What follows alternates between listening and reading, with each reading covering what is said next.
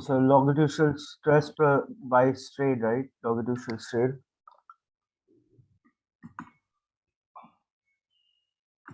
Okay, sir. The first one is Young's modulus. So Young's modulus is what? Longitudinal stress by, we have longitudinal stress divided by longitudinal strain. So that is equal to what? That is force per unit area divided by change in length by original length. So Young's modulus value will be how much? Y equal to F into L divided by delta L into A. Okay, or A into delta L. We can write capital A into delta L. That is Young's modulus, and unit is Newton per meter square. That is Young's modulus. Next one.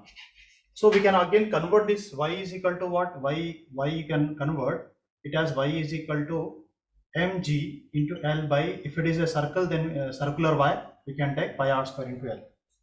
Now for bulk modulus, the formula is B. Okay, normal stress. The formula is normal stress by volume strain. Normal stress by volume strain. So that value is equal to how much? Delta P divided by delta V by V, which is equal to V into delta P by V into delta P by delta V. Okay, so this is bulk modulus. So we can also write reciprocal of bulk modulus is compressibility. Okay, so the formula for compressibility is what? Compressibility is K is equal to 1 by V, which is equal to what? Which is equal to delta V by V into delta P. Okay, so this is the formula for compressibility. So we also know that compressibility of solids is much greater than compressibility of liquids, which compared to gases. Okay, gases can be easily compressible, whereas solids are very difficult to compress. Next is third one, rigidity modulus. Rigidity modulus is eta equal to shearing stress by shearing strain. Shearing stress divided by shearing strain. Okay, shearing stress by shearing strain. So here the formula is F divided by A divided by theta. So we can write F by A into theta. This is the formula for shearing, that is shear modulus or rigidity modulus. Next one. So now we will quickly go to the stress strain curve of a metallic wire, which is the important one. Stress strain curve of a metallic wire. Stress strain curve of a metallic wire. Okay. So now 1 second.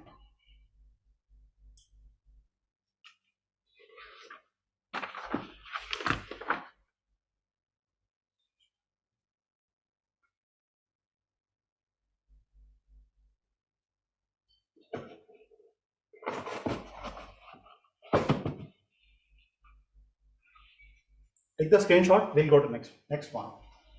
Now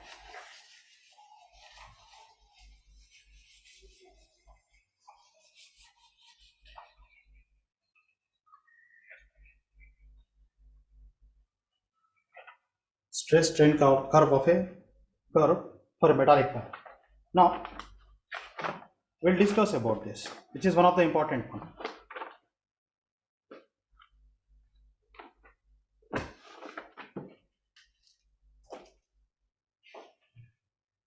So stress strain curve for a metallic wire.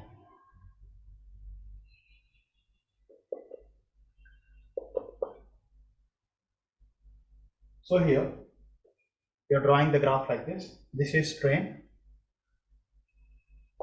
and this one is stress. So here just draw this.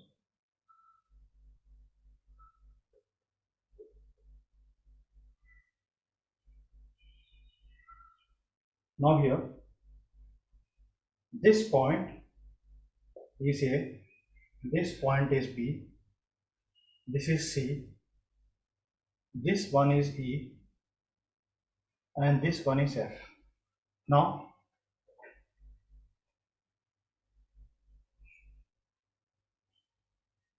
O and D.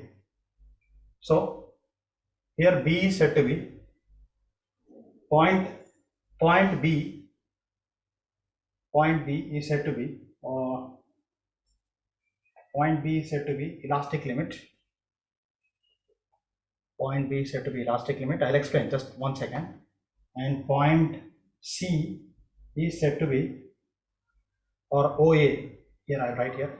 OA is permanent set. OA is permanent set. Next is, and F is EF line. The behavior is said to be plastic behavior. And F is breaking point. F is breaking point. Now I'll explain this one. See here, what exactly is happening here in this case. In this graph, what exactly is happening? Let me explain. See here, the first one, here stress strain metallic wire curve, stress strain curve for a metallic wire.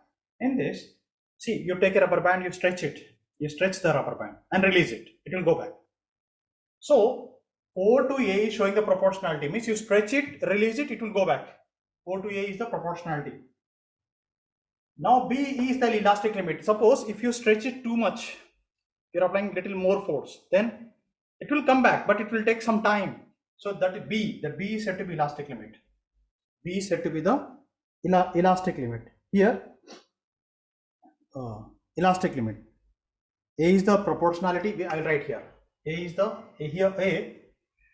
proportionality. I'll write here. A is proportionality. A is said to be the proportionality, and B is the elastic limit. B is the elastic limit. Okay. So now, now there is B is said to be yield point also. We can say yield point or elastic limit. Now, what will happen after that? Suppose if we apply little more force, what will happen? Like more than the elastic limit, what will happen? It will not come back. Like suppose too much force you're applying, then what if you release it, it will not come back. If it is a 10 centimeter rubber band, it may become 11 centimeter rubber band. So because of this is said to be C. So this point is said to be permanent set. So when you release it, it will come back. So this distance is said to be O to D is said to be this length O to D is said to be permanent set. Now apply more force. Now it will go into the plastic region. It will go in the plastic region. Means for little force there will be more elongation. So this is said to be plastic region, and F is said to be breaking point or fracture point.